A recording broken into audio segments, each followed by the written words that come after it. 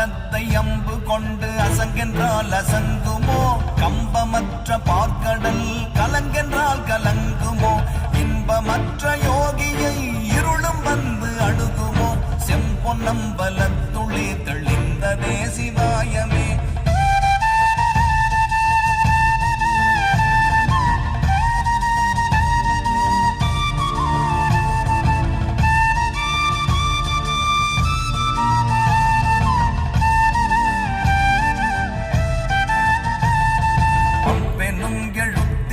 அகண்டம் ஏழுமாகினாய் ஒவ்வெனும் எழுத்தினால் உருத்தரித்து நின்றனை, மவ்வெனும் எழுத்தினால் மயங்கினார்கள் வையகம், அவ்வும் உவ்வும் அவ்வுமாய் அமர்ந்ததே சிவாயமே.